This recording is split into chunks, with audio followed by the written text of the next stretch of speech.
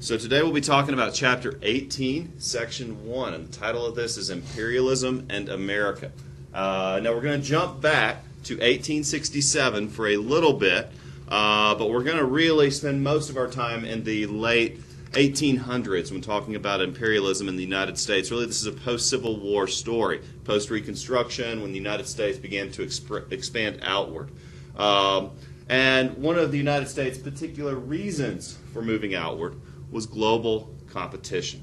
Really because other countries were doing this, and a way to become competitive and remain competitive on the world stage was to do this exact thing.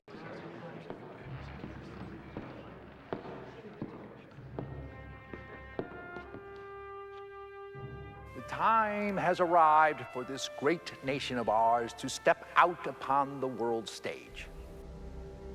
So let the spotlight fall on us. I am reminded today of the words of George Washington, who said, "To be prepared for war is the most effectual means to promote the peace." We ask for a great navy because no national life is worth having if we are not willing to defend it. All the great masterful races have been fighting races. And to lose the fighting virtues is to lose the right to stand at all. There are higher things in life than the soft enjoyment of material comforts. And it is through strife and the readiness for strife that a man or a nation must win greatness. So let the world know that we are here and willing to pour out our blood, our treasure, our tears, and that America is ready, and if need be, desirous of battle.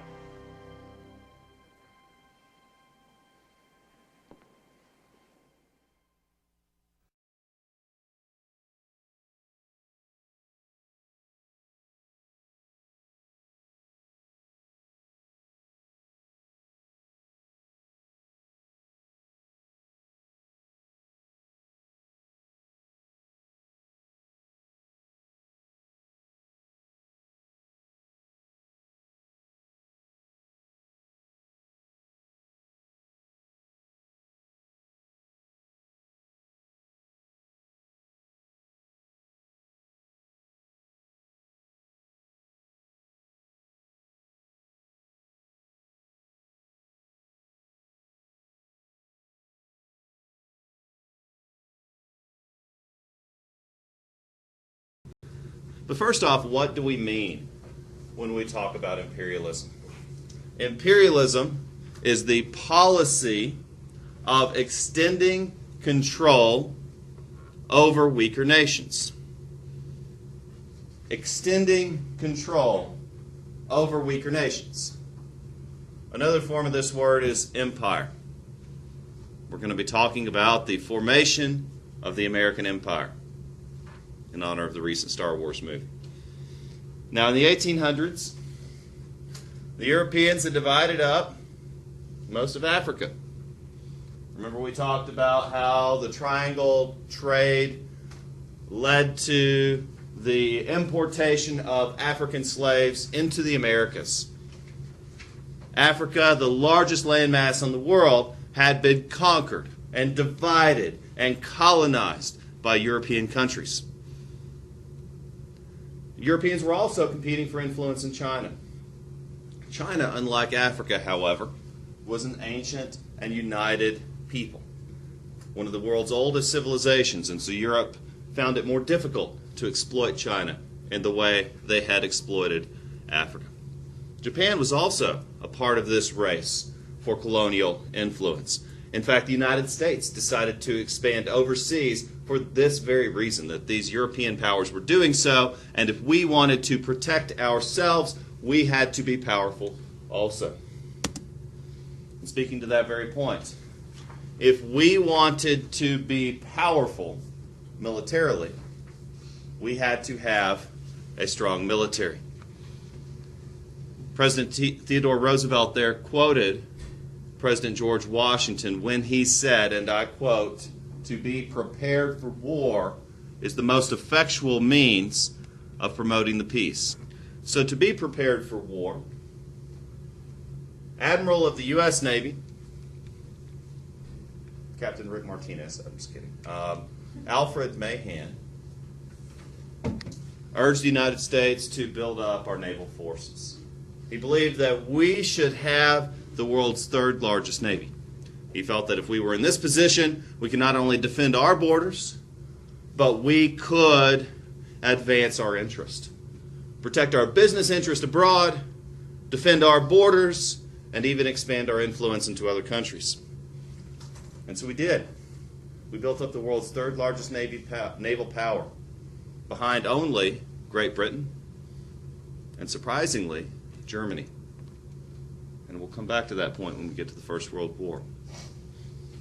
Germany also was in an arms race to build up its military and naval forces for aggressive purposes. What are the benefits, aside from defense, of having a strong military and an aggressive policy? There's a commercial benefit. You see, United States factories at this time, we had undergone the Industrial Revolution. We had the capacity to produce far more food and manufacturing products than we actually needed. And this can actually be an economic problem, because in a competitive market, there's a reason, an economic benefit to producing more. The more you make, the more you sell, the more money you make. But there's also a trade-off there, because the more you make, according to the laws of supply and demand, the lower the price of that product becomes. And so overproduction can be a dangerous factor for an economy. And so the United States was swelling economically, and it needed new markets. We also needed raw materials. You see, when you look at the early 1900s, it was also known as the logging era. Because when you walk around, when you go to Pisgah Forest, and you go to the Green River Game Lands, beautiful places, you won't find many old-growth forest left in the United States. Most of the trees out here are younger than 70 years old. Why? Because we cut almost all of them down. We needed a new source for raw materials, because we cannot continue to consume our raw materials at that same rate. So why cut ours down when we can get trees from other countries? Foreign trade was seen as the solution to overproduction. It would create jobs and stimulate the economy. And next, we have to understand that we are talking about a very racist people at this time. Americans viewed themselves as culturally superior to other peoples, morally superior even.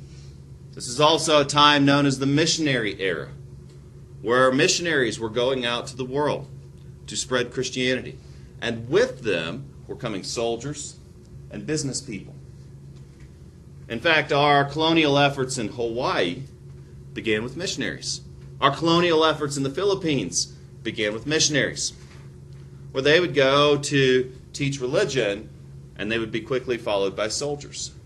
Along with Columbus and Cortez came missionaries. And so as people were spreading our culture, they were arguing that we had this moral imperative, called the Great Commission, if you will.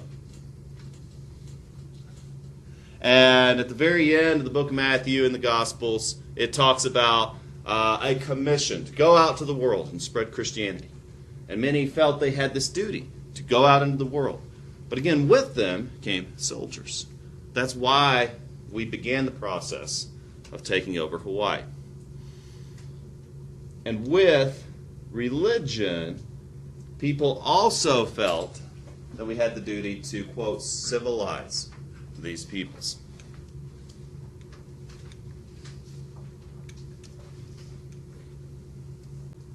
And so now we've outlined the reasons why Americans felt that we needed to expand. Commercial, defense, cultural. And now let's begin to outline some of the early expansion efforts. We'll begin with Alaska.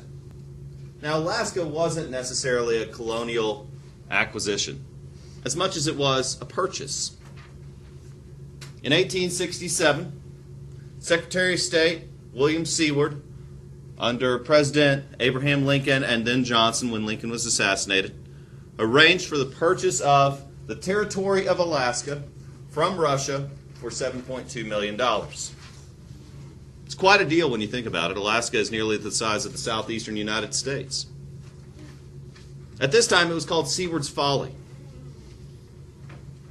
People criticized the Secretary of State, saying, what on earth are we going to do with this huge tract of land that's not even connected to the contiguous United States? What do we need this land for? How do we even access it? They called it Seward's Icebox, saying it's frozen over half the year. How do we even get out there? However, I think Seward's brilliance has been proven over time. Alaska is a land rich in resources.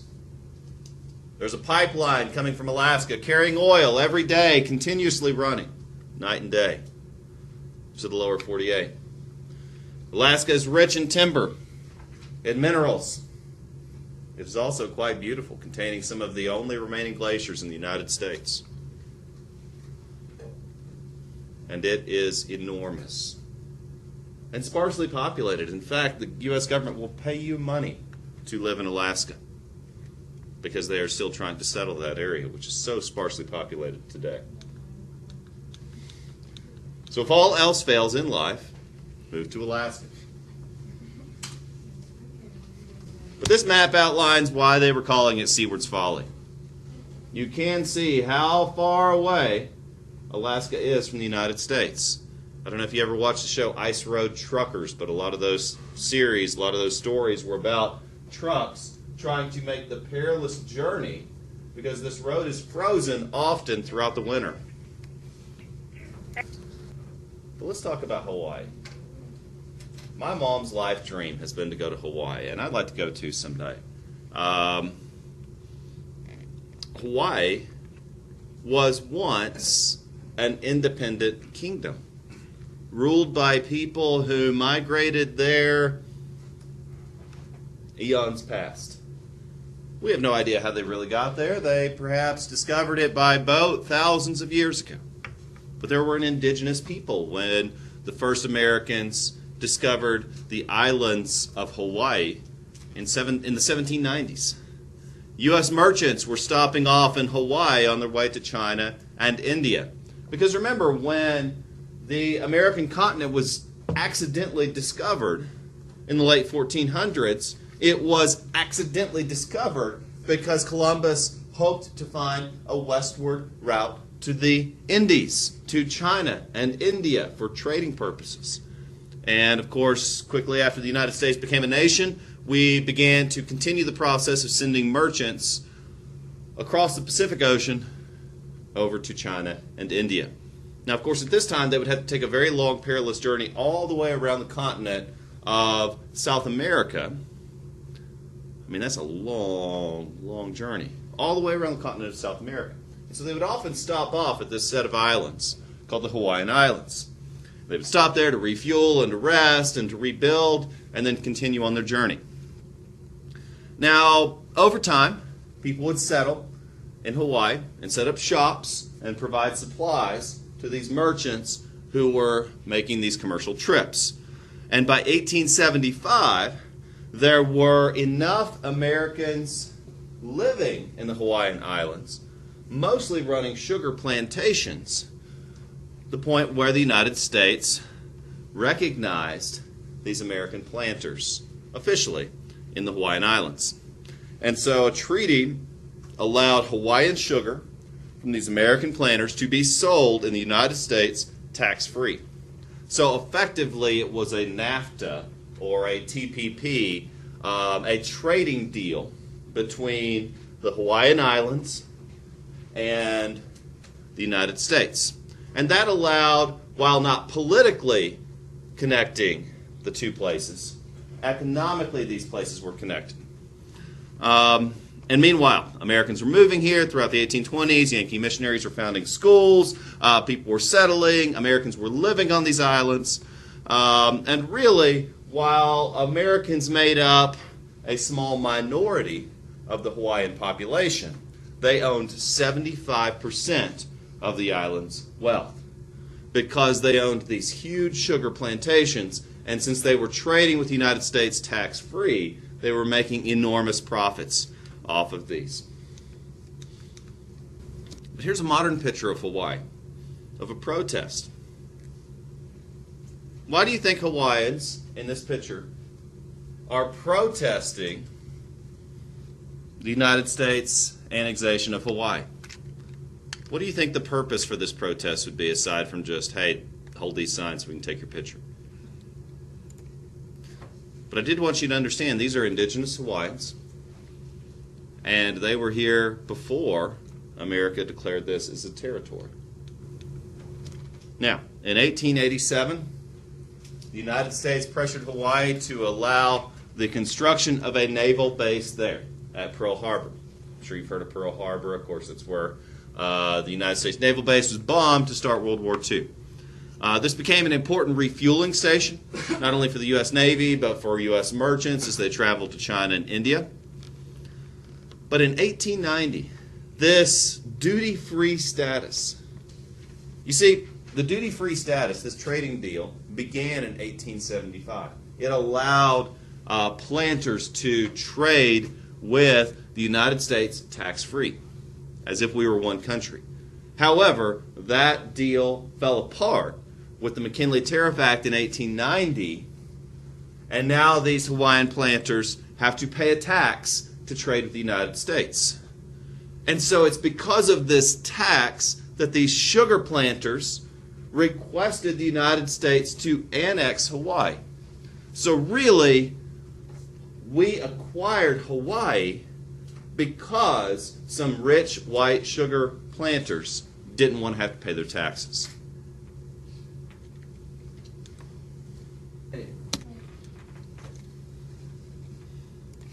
So back to our picture. Hawaii was a kingdom ruled by the indigenous people who allowed these planters to set up their plantations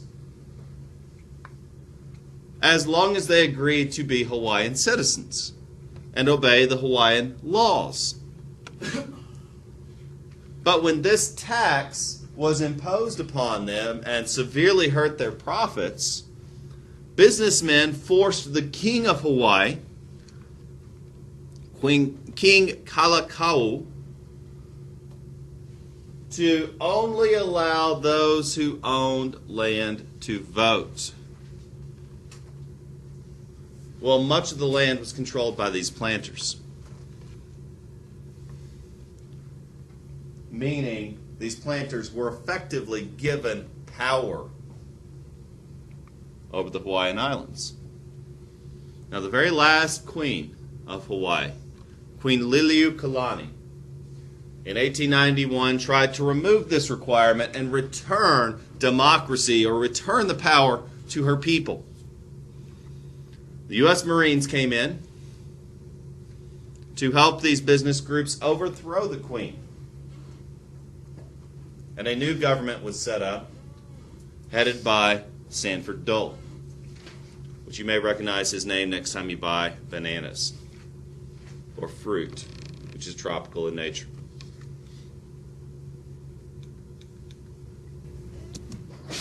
Now, the United States President this time is Grover Cleveland, said he could not make Dole surrender power to the Queen, even though the United States military helped instill this person into power. And so the United States formally recognized the Republic of Hawaii, and while the expansionist William McKinley became president, Congress proclaimed Hawaii a U.S. territory. And this was our first real overseas colonial acquisition. Now, I stress overseas because we've already talked about the acquisition of the Mexican territories of Texas, Arizona, New Mexico, and California. And we've already talked about the forceful acquisitions of the Ohio territories and the southeastern United States and the mountainous regions from the indigenous peoples living here. And everywhere we've expanded, we fought and did so violently. However, Hawaii does represent our first overseas acquisition.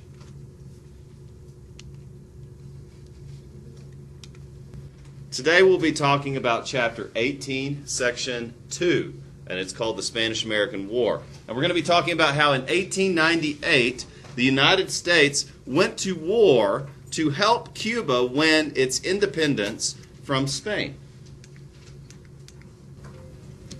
Now, Americans have had a long relationship with Cuba. Cuba is 90 miles off the coast of Miami. In fact, I'll be taking a cruise passing not too far from there this summer. It's always been a close proximity to the United States, and so we've always had a relationship. Not always a very good relationship, but certainly we've always had a relationship with this area. From 1789, when our country was officially ratified under the U.S. Constitution, until 1898, Cuba was a colony of Spain. However, in the mid-1800s, Cuba was undergoing a revolution, very similar to the American Revolution. The only difference is theirs failed, and Spain remained the imperial power of Cuba. But then a second revolution began in the 1890s. And during this revolution, a famous poet and journalist and writer named Jose Marte was leading the fight for independence. He was charismatic. He was well-spoken.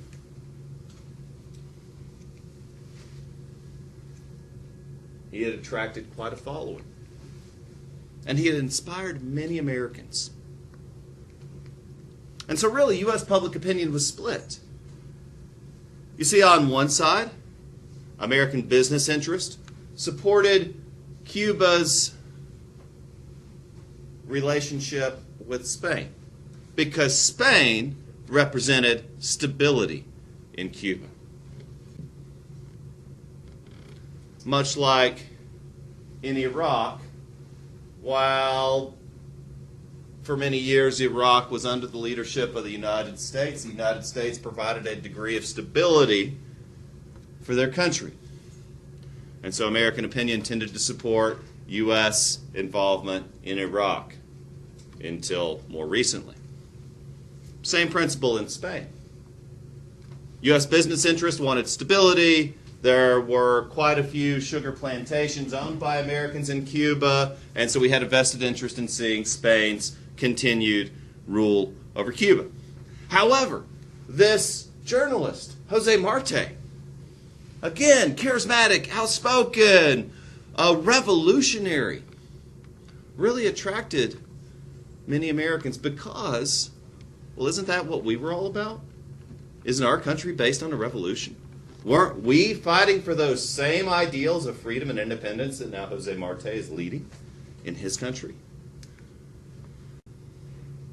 And now to make matters worse, Spain called in their toughest general, General Valeriano, oh, my Spanish is terrible, excuse me, Valeriano Wheeler, was sent to Cuba to restore order. Now, putting down a rebellion is a very difficult task. I don't know if you've seen Star Wars, but it's a very difficult task to put down a rebellion. I mean, you can blow up planets and they still rebel. Seriously. So how do you actually put down a rebellion? Well, number one, what General Wheeler did was to put around 300,000 Cubans into concentration camps. 300,000 Cubans into concentration camps, seriously. Basically, any suspected revolutionary sympathizers would be isolated from the rest of the population. And the purpose here was to quell the rebellion without having to kill all the Cubans by isolating those who were supposedly the, quote, enemy But the trick in a revolution, in a rebellion, is who is the enemy. Right? In Star Wars New Hope, Vader boards the ship with Princess Leia, and Princess Leia says, I'm not the enemy. I'm a member of the Senate. And now Vader, even Vader, right? Like kills everybody with the lightsaber. Vader scratching his head. Well, is she? He says, no, you're part of the Rebel Alliance and you're a traitor. She says, no. Well, how do you know? Well, what did they do? Well, they threw her in jail. They can't just kill her. They don't know for sure, so they have to isolate her. So that's what it means by concentration camps. Well, the bottom line is, when you go around throwing, quote, innocent people in prison, it makes you look bad. And this is where newspapers had a field day. 2 newspapers in particular, and you're learning about these in your group project. The New York Herald and the San Francisco Herald, if I remember correctly. New York Post and San Francisco Herald. And one ran by Joseph Pulitzer and the other by William Randolph Hearst. And these 2 newspaper publishers saw an opportunity. Because I don't know about you, but when I turn on the radio and it's politics as usual, I'm like, whatever, change the channel, put on some music. But when I turn on the radio and I hear about war, no one ever says, there was another war today, blah, blah, blah, blah, 8,000 people died. No, they said, it's a war! Everyone's gonna die! Oh my God! What are we gonna do? Pets' heads are falling off! Right? And you're all freaking out. And you're like, oh my God, we're all gonna be drafted. Keith's dead. Oh man, like, what are we gonna do? There's something about a war that excites people. It really does. I hate to say it, but that's just the truth. And I hate to say it this way, but newspapers love it when there's a good war. Why? Because everyone tunes in. Just like the election. I mean, God, I was so sick of it. I'm sure you were too. And so many people suddenly became so interested in politics, and now half of those people don't really care anymore. Oh, sure, they'll give it a good lip service for a few months or more. But like New Year's resolutions, don't worry, they won't last. Hate to break it to you. But for most, they won't last. Now, these newspapers saw an opportunity with the growing crisis in Cuba. And they used sensational writing to lure and engage readers. Oh dear, there was fake news in 1898. It's a good thing we don't do that anymore, right? Ha ha ha. Okay.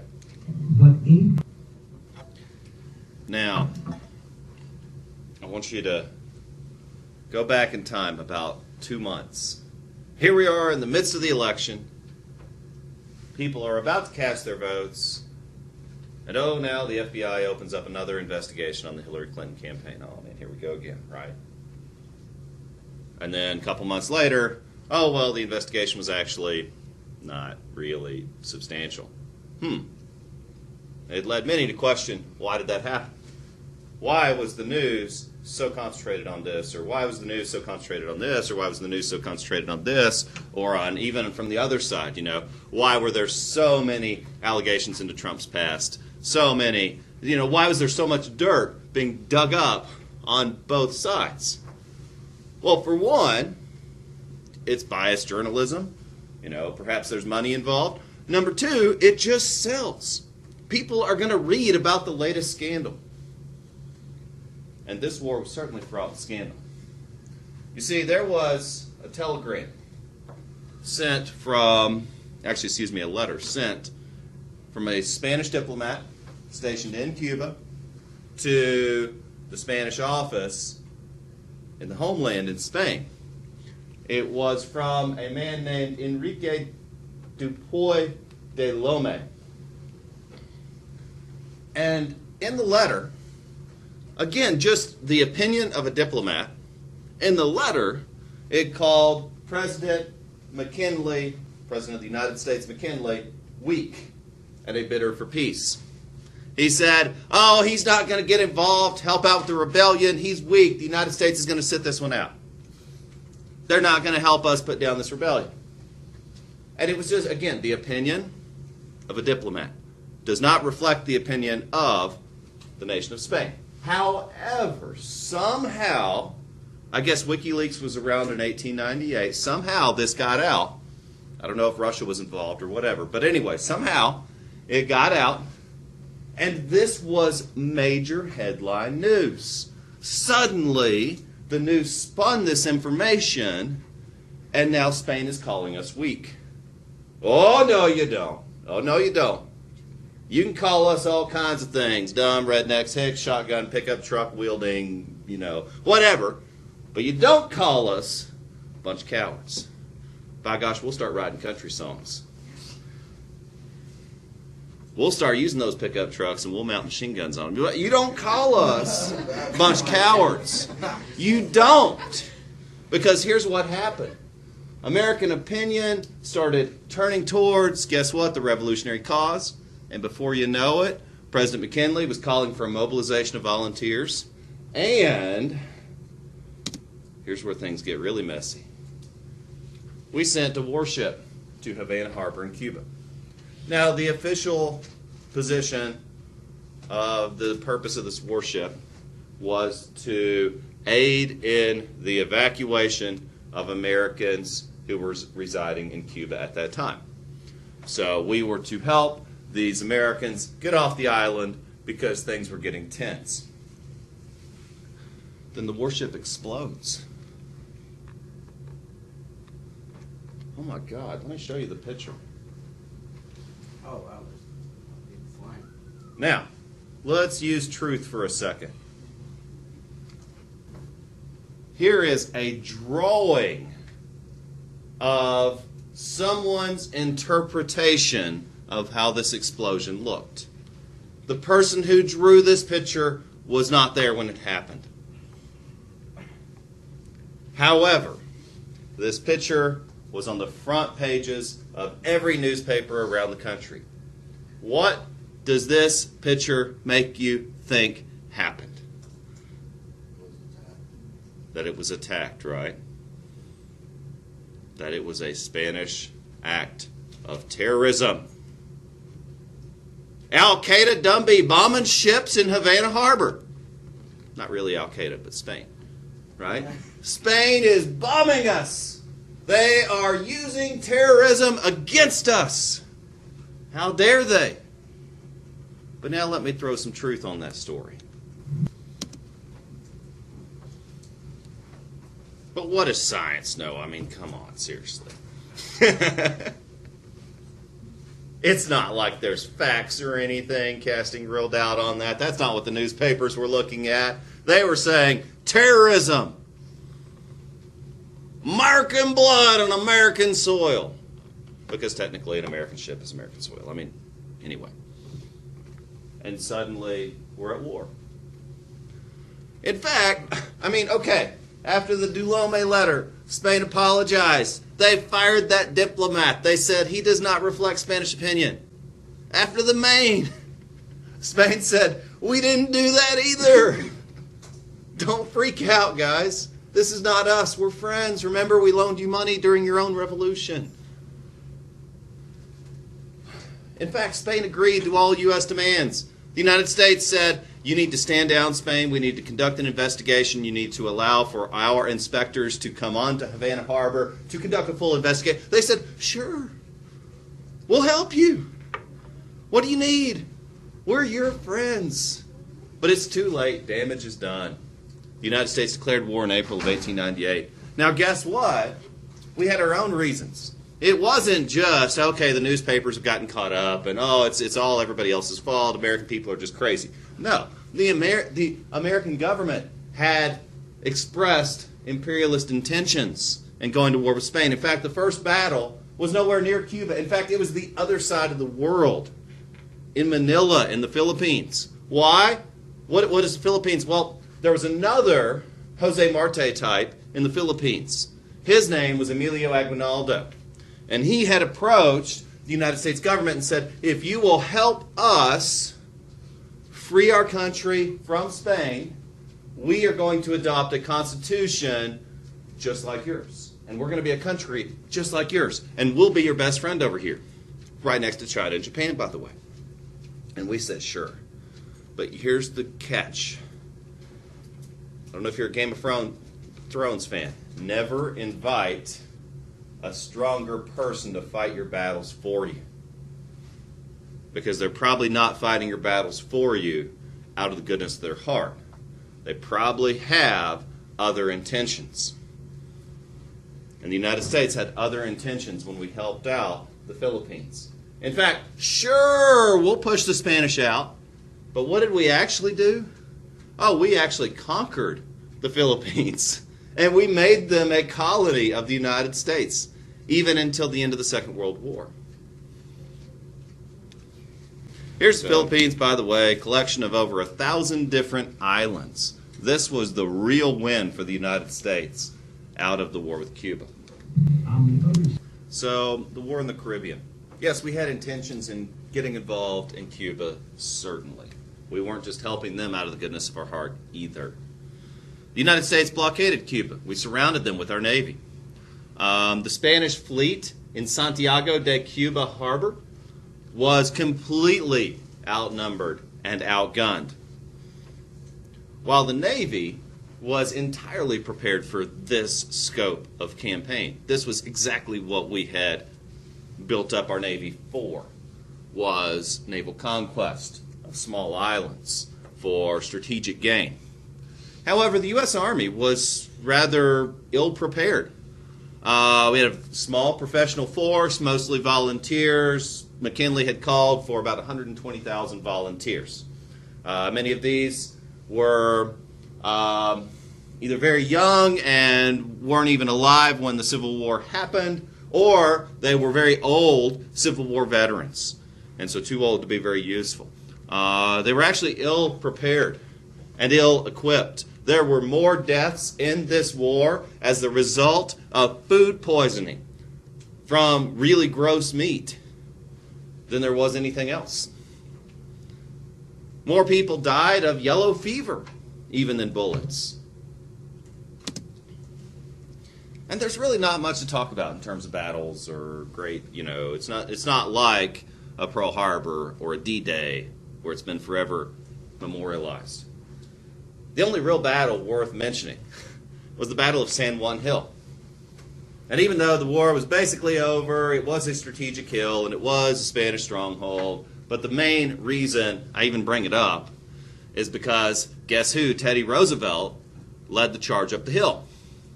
And sure, he had political ambitions. The military is a great way to make a name for yourself. I mean, so many of our politicians had long careers in the military, and that helped launch their political career.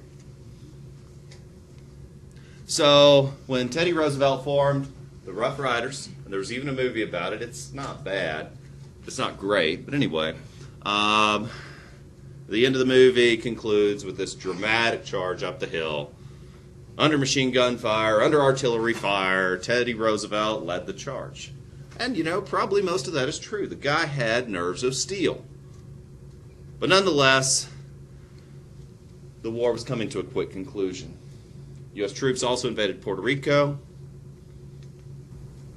and the Spanish had no interest in going toe-to-toe with the United States. But here's an old painting of the Rough Riders. The war did last long enough for Teddy Roosevelt to pose with this men and say, can you draw a picture of us real quick? That's, again. And here was another artist rendering. I'm sure Teddy Roosevelt paid to have this one drawn as well, because here he's shown as the heroic figure leading the charge up the hill. So the war concluded with the signing of the Treaty of Paris in August of 1898. So it really was a splendid little war. Started in April, done by August. Nice little summer affair for some people. The agreements were not so pleasant. Spain had to relinquish control of Cuba, as well as Guam, Puerto Rico, and the Philippines.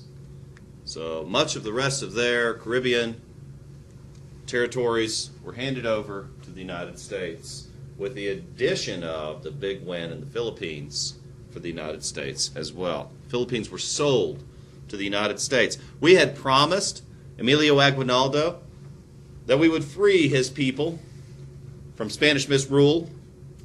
Instead, we purchased his territory and made it a colony of our own. The Treaty of Paris sparked a debate. And I love that quote by Mark Twain where he says, "There must be two Americas, one that sets people free and the other that takes those once freed people and places them back in captivity." Glad we don't do that anymore. Now, McKinley tried to justify the annexation of the Philippines on moral grounds, saying they're a bunch of heathens that need some salvation. But really, let's be honest. We have great commercial interest in the Philippines. It's right next to China, which you'll hear all about in the next section. And so Mark Twain joined a group called the Anti-Imperialist League, saying this is totally messed up what we're doing. Anyway, here's a picture of the signing of the Treaty of Paris and my works cited. Today we'll be talking about Chapter 18, Section 3. And the title of this is Acquiring New Lands. Yesterday we just talked about the Spanish-American War, and we're going to learn about all of the territories that the United States acquired as a result of this war, particularly Puerto Rico, Cuba, and the Philippines. Now, first off, Puerto Rico. During the Spanish-American War, the island was occupied by United States General Nelson Miles.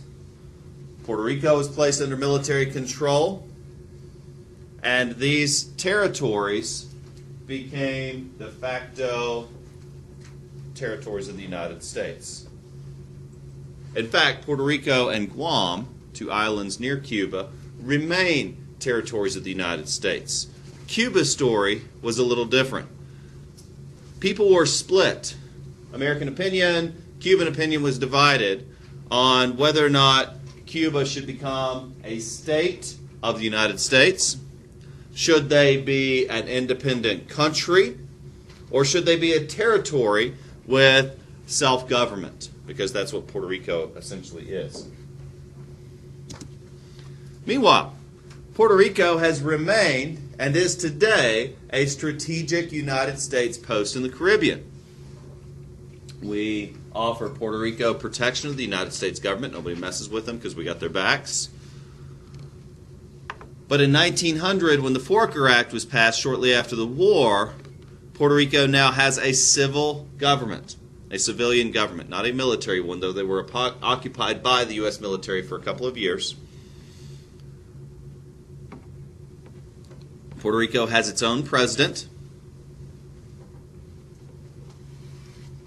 and now has its own legislature. Though for a time, Puerto Rico had a governor appointed by the President of the United States. But as of 1917, Puerto Ricans are American citizens.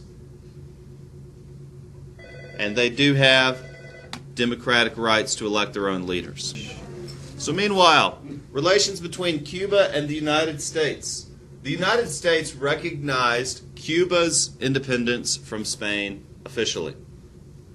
In fact, after the war was over, we issued the Teller Amendment, and this stated that the United States had no intention whatsoever of taking over Cuba. While we took over the Philippines, while Puerto Rico and Guam became territories, the selling point for the Spanish-American War was that we were, quote, liberating Cuba.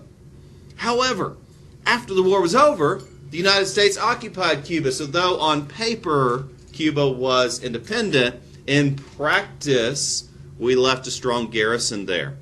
Many of the same rulers in Cuba that were ruling at the time of the Spanish remained in power. So there were very few real changes. In fact, this was often the story of revolutions, not only in South America, but even in the United States. Many of the same leaders that were there when it was a colony continued to be in power. In fact, many Cuban protesters who were protesting the United States treatment or the sham of the whole thing were thrown in prison or even kicked off the island. Meanwhile, the American military government helped to rebuild the country. But I want to point out the irony here. You see, Cuba was undergoing a revolution. But at the end of its revolution, very little actually changed.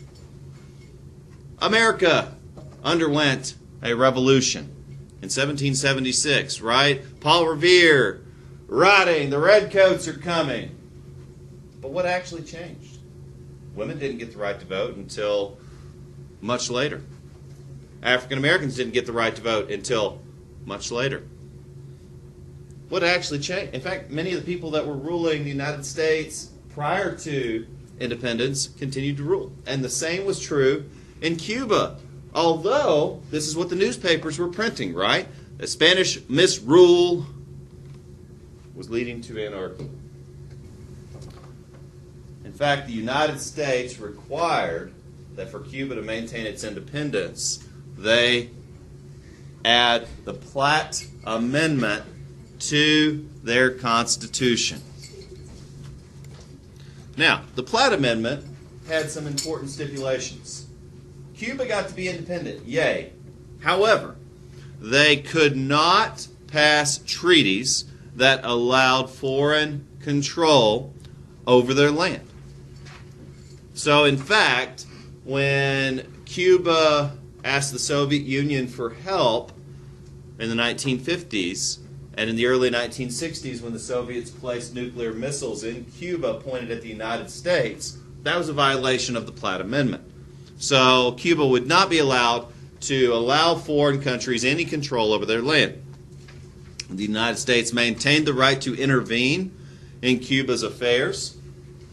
So technically, the Bay of Pigs invasion, though it was an embarrassment for the CIA, was perfectly legal.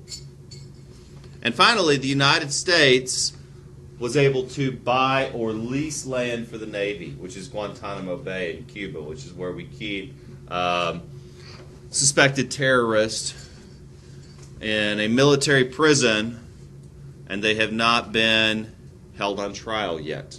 And so we've had people there since 9/11, so for quite some time, who have not been on trial. Yes, a violation of the United States Constitution, but our loophole is we are keeping them outside of United States territory. Effectively, this makes Cuba a protectorate. So again, if you're a Star Wars fan, this is the situation that Cloud City found itself in Empire Strikes Back. They were a protectorate of the Empire. They were independent, but if you really know your Star Wars, you remember Lando Calrissian complaining about how they weren't really independent. And then you remember at the end of the movie, Darth Vader said, "I guess I'm going to have to leave a garrison here." Mwahahaha. You know, it's the same principle. Now, the United States wanted to maintain a strong political presence in the Caribbean to protect American businesses there. We had a vested interest in maintaining a presence in the Caribbean. We had a vested commercial interest in maintaining a presence in the Philippines as well as Hawaii. These places all serve to benefit our economy. But they also entangle our military overseas.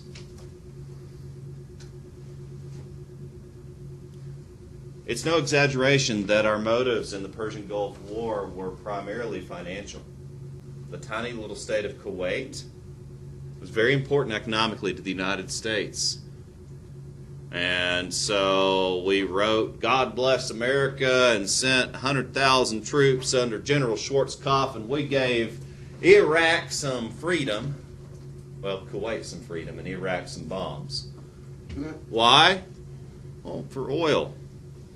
The war was short, lasted 3 days, but the point is, we will use our military to protect our commercial interests. Particularly in the Philippines. And this is, unfortunately, as the video said, a distasteful legacy.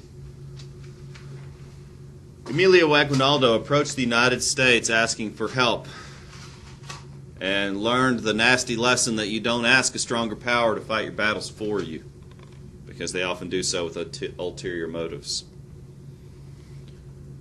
When the United States purchased the Philippines from Spain in the Treaty of Paris,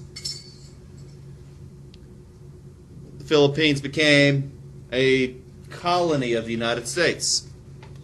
In fact, the same man who asked us for help wound up leading a fight for independence against the United States, that same Emilio Aguinaldo. And we wound up using the same tactics that the Spanish had used in Cuba that we were calling them butchers for. We placed Cubans into concentration camps, and we were using torture techniques against the Cubans. There were regiments in the southeast brought up on war crimes. In fact, near where I went to school, the very same town, Cookeville, Tennessee, had sent a regiment to fight in the Filipino insurrection. And that very same Cookeville regiment wound up being charged on war crimes. And when they were interviewed in the deposition, they claimed that the Filipinos didn't even look human. They were using very racist terminology to describe these people because Filipinos are very short. They have darker skin, and their language is Tagalog. It's guttural in nature. And so they were using these very racist connotations to justify their treatment of these human beings. And now when I say treatment, let me point out, number one, 21,000 Filipinos lost their lives in putting down this insurrection. 21,000 people were killed by the United States fighting for their independence. But also, we would go into towns, go into villages in the Philippines, and we would torture people in front of the town. And the preferred method of torture was called water torture. And it's not like waterboarding like you've seen today. That's simulated drowning. It's pretty nasty to watch. Water torture is where we would shove a hose into someone's stomach, and we would pump their stomach full of water and then kick them until it hemorrhaged. I have a video to show you later of that, but I'll save it for later in the course. Let's see it. Now, the aftermath of the war is that we put down a rebellion. We were the evil empire. I hate to say that. The United States president appointed a governor who appointed an upper house, and people got to elect a lower house, but it's not a very transparent democracy. The Philippines became a protectorate, effectively a colony of the United States, and this situation remained until after the Second World War.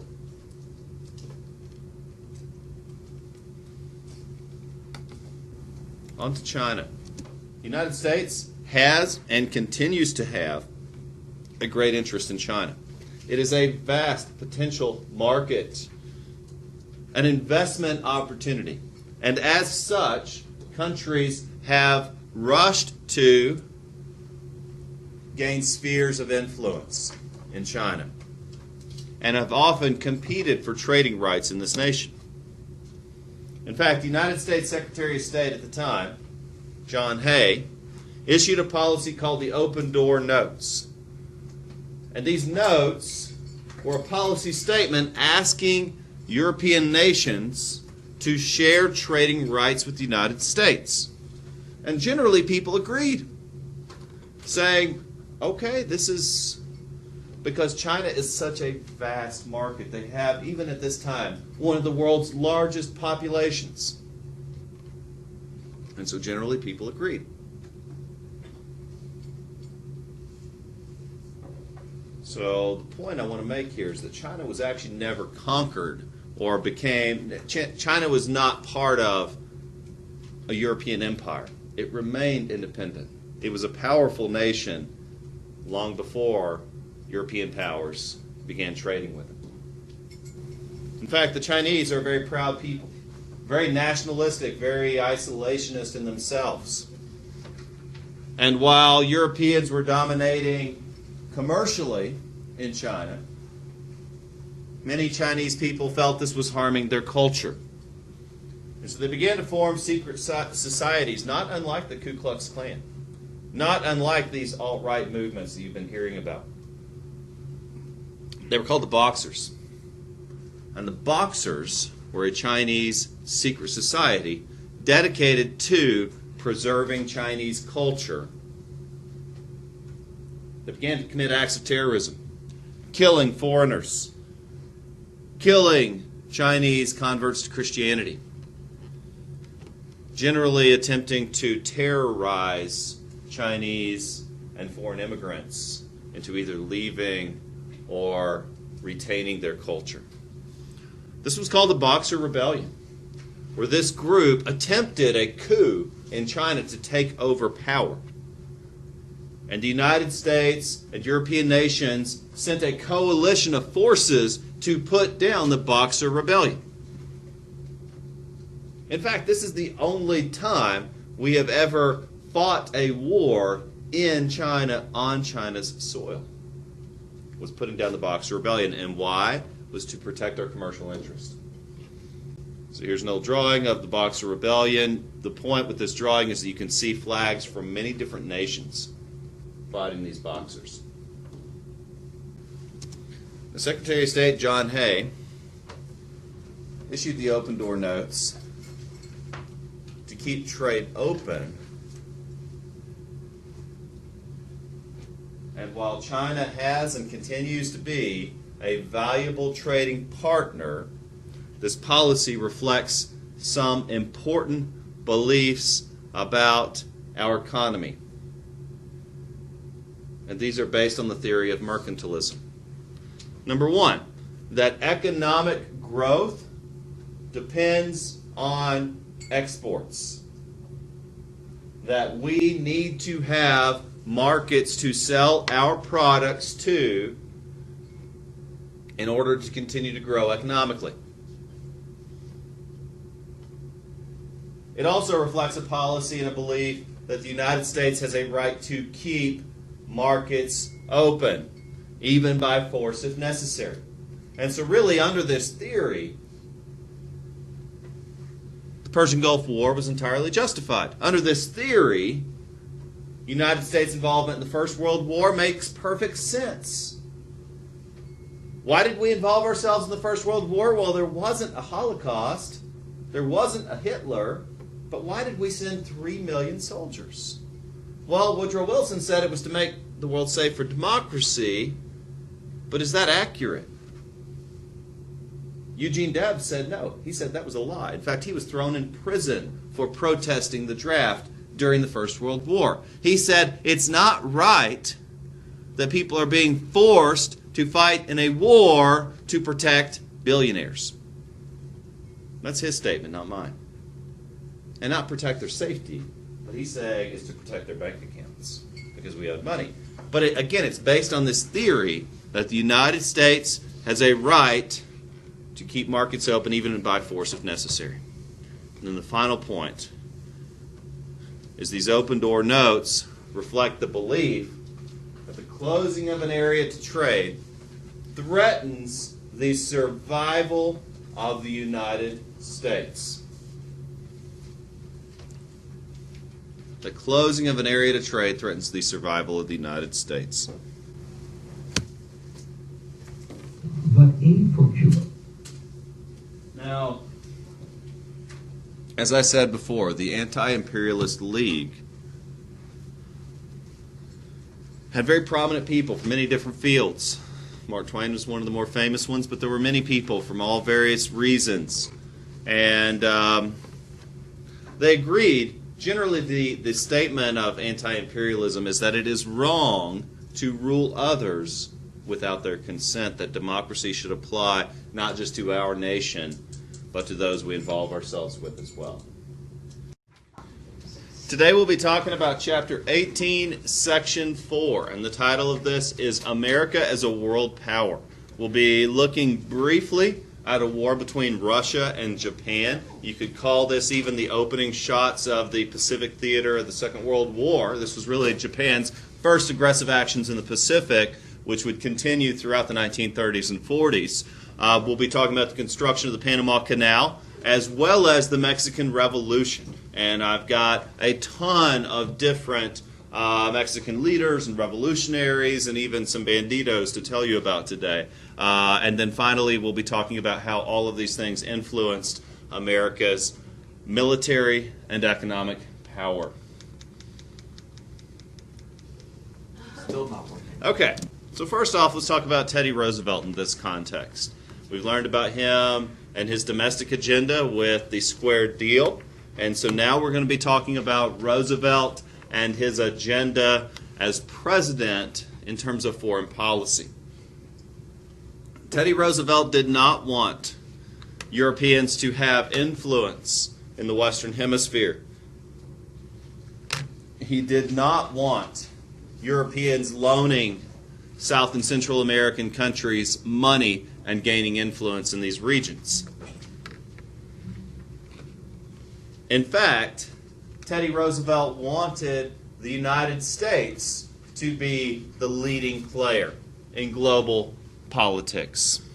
And he showed this intention in 1904 when he negotiated an end to a war between Japan and Russia.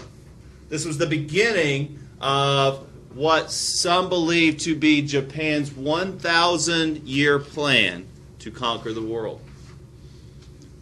It began with gaining control of East Asia.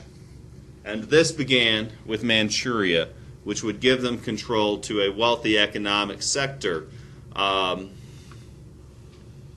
well as Korea.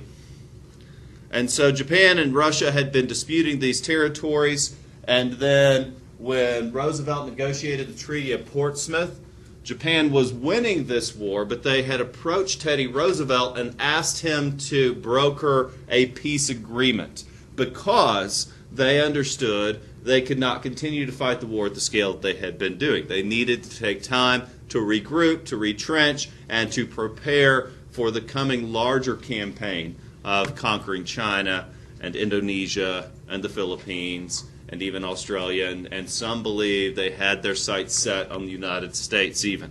And so they needed to make peace with Russia. Now Roosevelt, meanwhile, had his day in the spotlight. He became the first American president to win the Nobel Peace Prize for negotiating this peace agreement.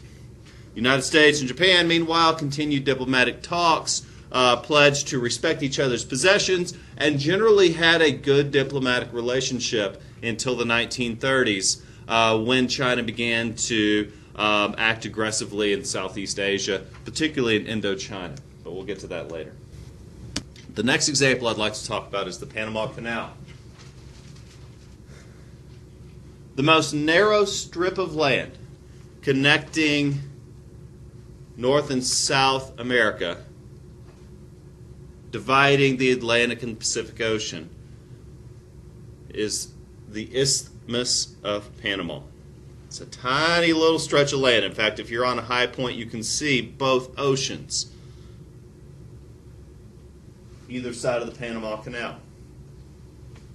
So it makes perfect sense to build a shortcut here, because U.S. shipping was having to go all the way around the coast of South America to trade with the Indies and China. And any Pacific trade had to go all the way around the hemisphere. And so it made perfect sense to dig this canal. Yet construction of the canal proved to be very expensive because Panama is in a tropical region. It is also in a politically unstable region. The project was originally undertaken by a French company who negotiated with the country of Colombia to build the Panama Canal. But when talks broke down and Colombia proved difficult, this French company actually helped to organize a Panamanian revolution. You see, Panama was originally part of the country of Colombia. And I don't know the exact details here, if Colombia wanted more money or if they were just being difficult. In fact, they are a very corrupt country in themselves, dating back even before the drug wars.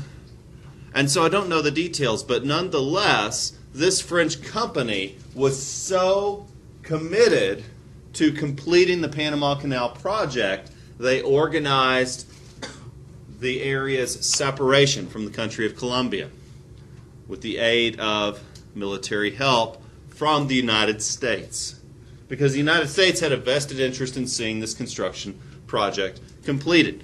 In fact, we wound up purchasing the project from this French company, and we paid $10 million, which was an enormous sum at this time, for the canal zone. This is what the canal looks like today. Again, from a high point, you can see both oceans.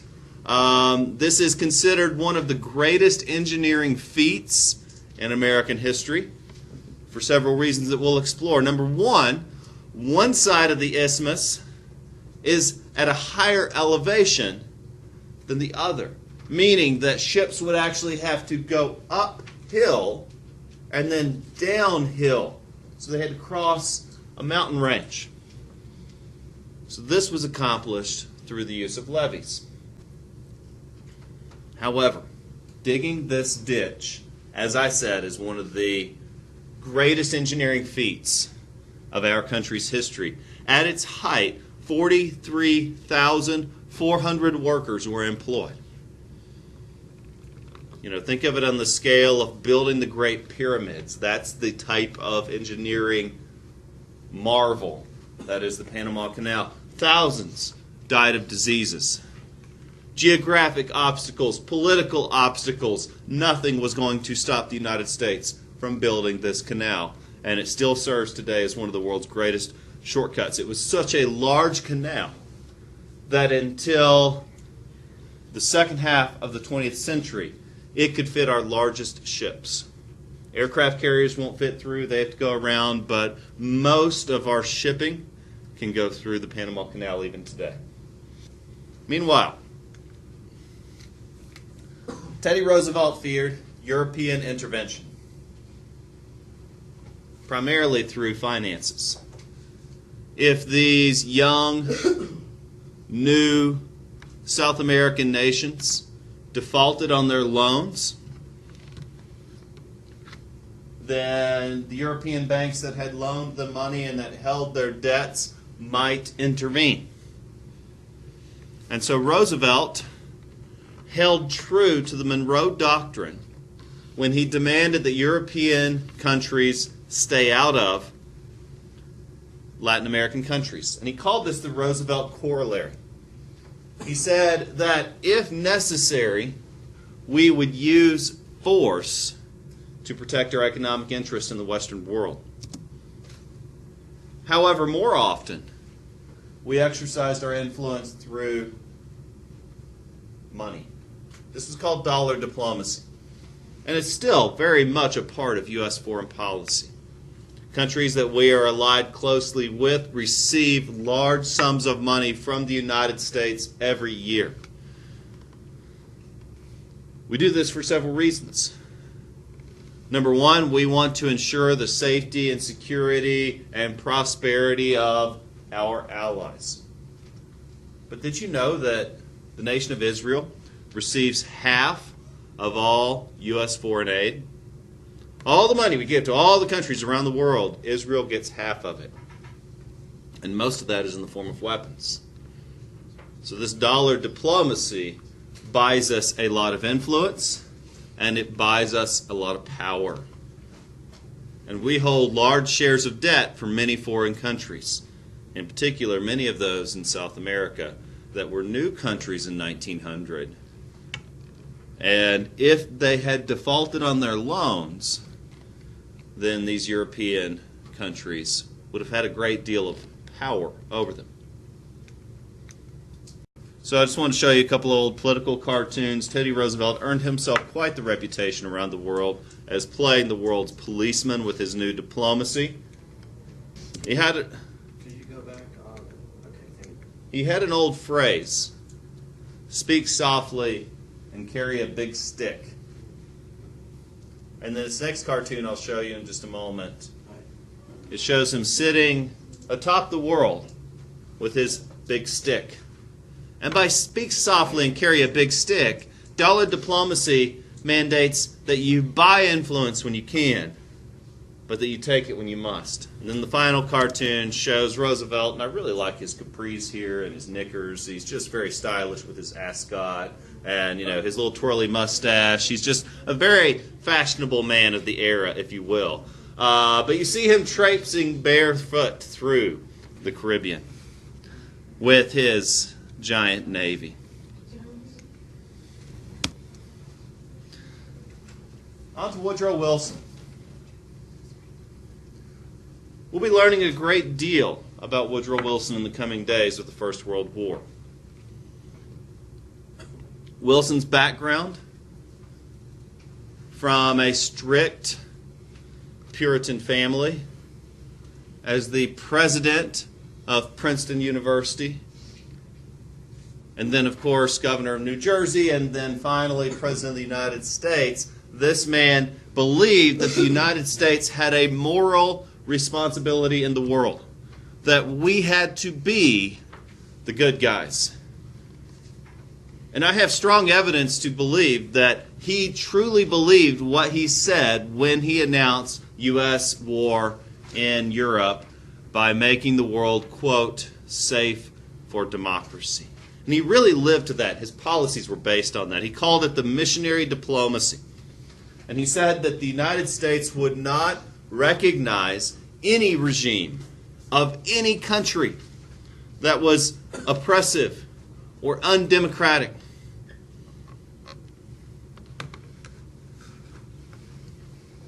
But of course, our closest neighbor to the south, Mexico, as a new country, had just a few decades prior to Wilson's inauguration as president lost half its territory to the United States in the U.S. war with Mexico. And the president of the time had lost power due to the disgrace of that defeat and had been replaced by a series of leaders who ruled for short periods of time.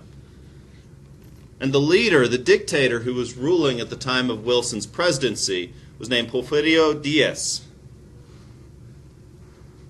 But even under the dictator Diaz, when Wilson was inaugurated, the United States had invested heavily in Mexico. We had American factories there, yes, even before NAFTA. We had loaned money to Mexico in large sums. And so we had a close trading relationship with Mexico. In 1911, Diaz was overthrown by a popular leader named Francisco Madero. And this revolutionary was actually overthrown again by a general, a leader of the military, Victoriano Huerta. And Huerta took over the government and had Madero murdered. And so meanwhile, this is bad business. To go from a dictator to a popular revolutionary, then the revolutionary is murdered and a leader of the military is now dictator. This is a very unstable time for Mexico. And so as such, Wilson refused to recognize the general's government. And when a country refuses to recognize another, it's very bad for business. For example, we refused to recognize Castro's Cuba for over 50 years. That means we had no diplomatic relations. We had no foreign ambassadors in their country. They had no foreign ambassadors in our country. We weren't allowed to visit Cuba. We didn't like them. Any act of aggression could be seen as an act of war. It's a very tense situation diplomatically. In fact, if you're aware of Cuba's history, we did try to invade them once. We surrounded their entire island in the 1960s. So a very tense situation. And we were in the same diplomatic space with Mexico at this time.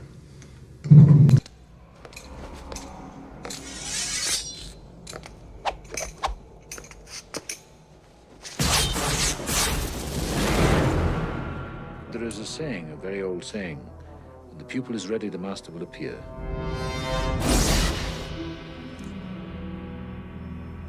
Zara. In a land where freedom is a memory. I came here to learn how to fight like you, to have your strength, your courage. Zara was a servant of the people. He did what was needed. And now he's needed again. And justice is outlawed.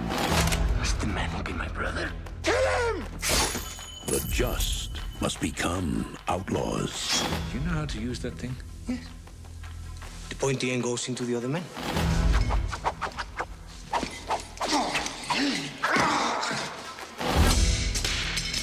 This is going to take a lot of work.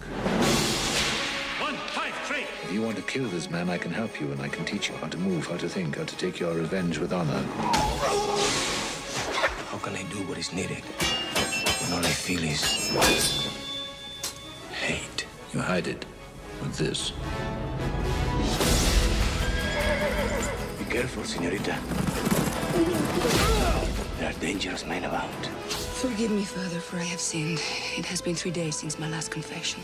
Go on. I have broken the fourth commandment, Padre. You kill somebody? No, that is not the fourth commandment. Of course not. I had impure thoughts about a man. Lustful? Yes, lustful. No bad? The only sin would be to deny what your heart truly feels. Not bad at all. Now, between the woman who rules his heart Don't pretend she means nothing to you. But she does. and the enemy who claims his soul, I would murder 100 innocent men if it meant killing you. lies the battle Montero has some plans for California. The time has come to claim what always should have been ours. for the destiny of a nation. Tomorrow we fight in earnest. We will both tempt our fates.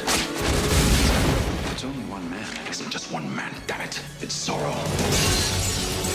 This summer, justice leaves its mark.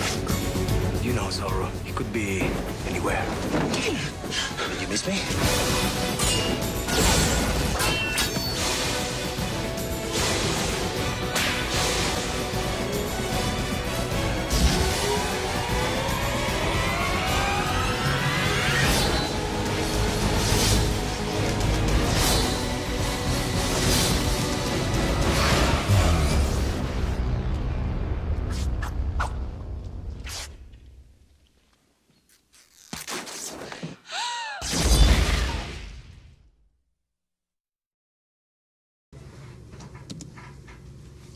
Okay, so when the United States refused to recognize Huerta's regime, Huerta responded by having several American sailors stationed in Veracruz arrested. Though he quickly released them when President Wilson ordered the United States Marines to occupy the city of Veracruz. So this is certainly an act of war. So yes, we definitely went to war with Mexico in 1846, and we narrowly avoided war through the mediation of several other South American countries in the early 1900s, when we ordered the Marines to occupy one of Mexico's greatest port cities. Eventually, Huerta's regime collapsed, and a nationalist leader more friendly to the United States named Carranza was elected president.